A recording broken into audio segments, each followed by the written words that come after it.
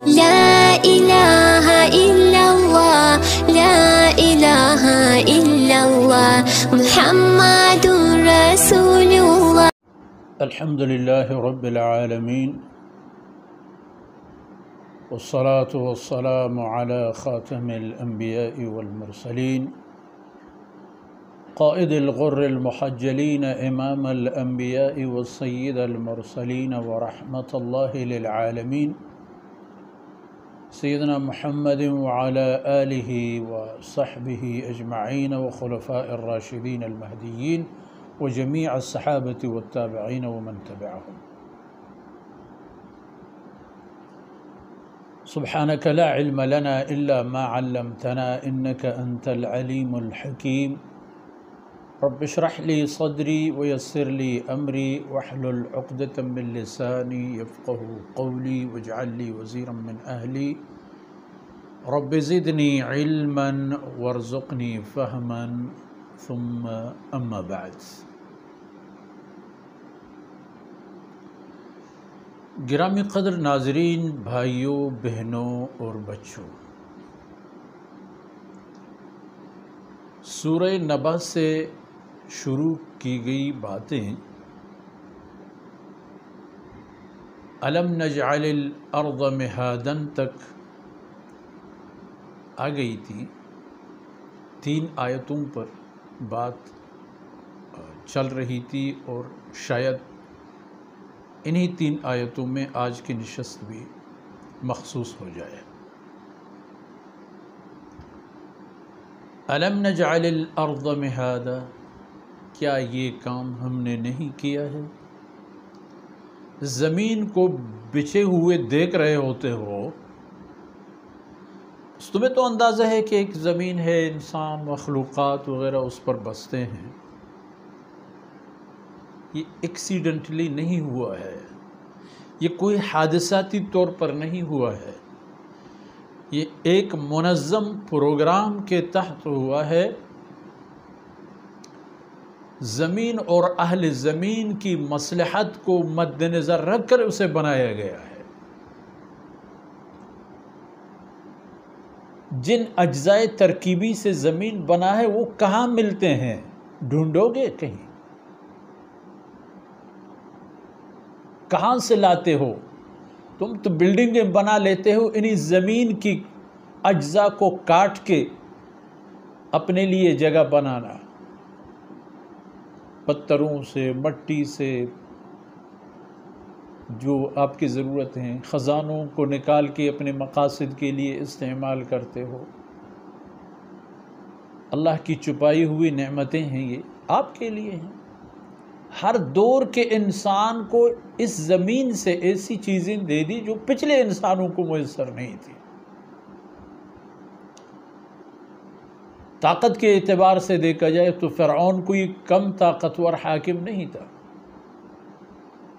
Science بھی جانتے تھے، انجینئرنگ کے اتنے فنان اور اتنے ماہر تھے کہ آج بھی ان کے اہرام مصر دیکھ کر دنیا دنگ رہ جاتا ہے. لیکن تیل نہیں ملا، گیس وہ دریافت نہیں کر سکے. ان کے لیے اور بھی سامانی تھی، اللہ رب العزت نے وہی چیزیں ان کے لیے پیدا فرمائی تھی. قارون کی کنجیاں جو تھی، خزانوں کی چابیوں پر ایک جماعت مسلط تھی، ان کی ذمہ داریاں چابی برداری ہوا کرتی تھی، اور وہ ایک جماعت پر بھی باری ہوتی تھی وہ چابیاں. آج ایک ATM کارڈ سے لاکھوں قارونوں جیسوں کی دولت کو محفوظ کیا جا سکتا ہے. یہ اللہ کی شان ہے. تو سوچ لو اور سمجھ لو اے بنی آدم، یہ سارا انتظام ہم نے نہیں کیا ہے تو کسی اور نے کیا ہے، اسے لے آؤ. سمجھ جاؤ کہ یہ ساری باتیں جو تم لوگ کہتے اور کرتے ہو، اور تم لوگوں کی نشست و برخاست، چہل پہل، کہیں تم لوگوں کو ڈبونے کی سبب نہ بن جائیں۔ فتنے میں تو ہو اے بنی آدم، تمہاری پیدائش سے کم شیطان تو خوش نہیں تھا نا۔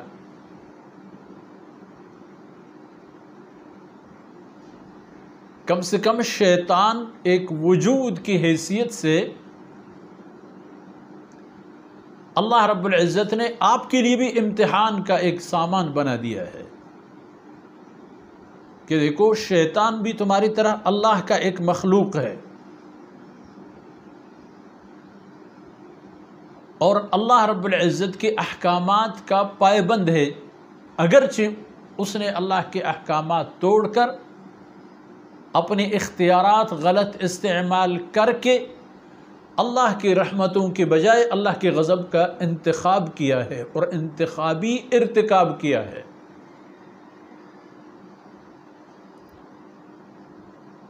اور تم لوگوں کے پیچھے پڑا ہے، انسان کے پیچھے پڑا ہے، انسان کو اپنے طرف اتنا لے جا چکا ہے کہ چیلنج کرتے ہوئے اللہ رب العزت کی بارگاہ میں گستاخانہ طور پر کہتا ہے کہ وَلَا تَجِدُ أَكْثَرَهُمْ شَاكِرِينَ، اے اللہ تم اس انسان کے اکثریت کو شکر گزار نہیں پاؤ گے۔ اور شکر گزار کا معنی کیا ہے؟ یعنی اللہ کی بندگی کرنے والے، یعنی اللہ کی دی ہوئی نعمتوں کو اللہ کی مرضی کے مطابق استعمال کرنے والے۔ ایسے آپ کو نہیں ملیں گے انسان۔ جس کے پاس نعمتیں ہیں دیکھ لو، جس کے پاس نعمتیں نہیں ہیں ان کے حسرتیں دیکھ لو، وہ بھی ناشکر ہے۔ کل ملا کے کلا سیعلمون ثم کلا سیعلمون، پتہ چل جائے گا ان لوگوں کو کہ وہ کس طرف جا رہے ہیں اور انہوں نے کس تباہی کا انتخاب کیا ہے۔ ایک تو بات سمجھ لو، الم نجعل الارض مہادا، پر زمین کے بچھونا ہونے بلکہ پہناور ہونے اور اسی طرح قابل استعمال ہونے کے لیے کہ آپ کی کثیر المقاصد ضروریات کو پورے کریں۔ بچھونا تو صرف اس لیے ہوتا ہے کہ آپ اس پر بیٹھ جائیں، لیٹ جائیں، ٹیک لگائیں، لیٹ جائیں۔ زمین ایسا بچھا دیا گیا ہے کہ اسی پر آپ کا راستہ بھی ہے، آپ کا منزل بھی ہے، آپ کے ذرائع بود و باش بھی ہیں، آپ کے وسائل زندگی بھی ہیں، آپ کے تعیش کے وسائل بھی ہیں، تفریح کے بھی وسائل ہیں، ہر چیز ہے تو زمین کے اوپر ہی ہے۔ زمین کے اوپر اندر جو کچھ ہیں وہ الگ چیزیں ہیں، اور انسان کو بندگی کے حوالے پر جو کچھ کرنا ہے وہ زمین کے اوپر کرنا ہے، زمین کے اوپر جب تک زندہ ہے۔ اور پھر یہ دیکھ لو والجبال اوتادا، ان پہاڑیوں کو دیکھ لو کہ ان کو اللہ نے کیل بنا کر زمین پر اس طرح ٹونکا کہ زمین کی توازن بھی ان کے مرہون منت۔ اور یہ معمولی چیزیں نہیں ہیں، ان کو بھی دیکھ لو، ان کے اندر دیکھ لو، ان کے درے اور نالے دیکھ لو، ان میں موجود اللہ کی دیگر حیوانات دیکھ لو، وحشی جانور جو اللہ نے پیدا فرمائے اور جنگلوں میں، بیابانوں میں، پہاڑیوں میں چھوڑ رکھے ہیں، درختوں کو دیکھو، پرندوں کو، چرندوں کو، کیڑے مکوڑوں کو دیکھ لو، کیا سے کیا نہیں ہے۔ تو انسان ان مخلوقات میں سے صرف ایک مخلوق ہے۔ انسان اور دیگر مخلوقات میں فرق یہ ہے کہ اللہ رب العزت نے اس انسان کو اولویت کی بنیاد پر، ترجیحی بنیاد پر کائنات کی چودراہٹ عنایت فرما دی ہے۔ زمین کے اوپر والے حصے پر جو زندگی اور مواقع حیات ہیں، آثار زندگی ہیں، زندگی کی فرصتیں اور ضروریات ہیں، ان پر انسان کی گرفت ہے۔ اب وہ انسان کبھی طاقتور ہوتا ہے تو بقیہ تمام کو نیست و نابود کر دیتا ہے، کبھی جاہل ہوتا ہے تو پوری دنیا پر اپنی جہالت مسلط کر دیتا ہے، کبھی ظالم ہوتا ہے تو ظلم کے ذریعے سے پوری کائنات اور انسان سمیت دیگر مخلوقات کے لیے دائرہ حیات تنگ کر دیتا ہے۔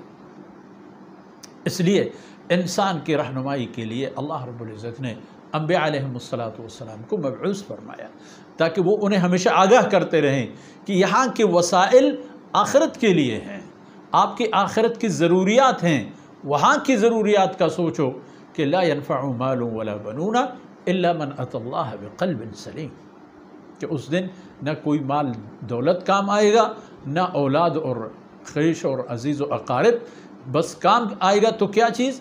ایمان سالم، ایک ایسی دل اور دماغ جو کسی بھی قسم کی کفر اور شرک سے مبرہ اور پاک و صاف ہو، اور اس حالت میں انسان اللہ رب العزت کے بارگاہ میں حاضر ہو کہ وہ ایک توحیدی الہ واحد کی بندگی والی زندگی گزار کے جا رہا ہوتا ہے، اس نے دنیا میں صرف اللہ کی بندگی کی ہوتی ہے، اسی طرح کے لوگ کامیاب ہو جاتے ہیں۔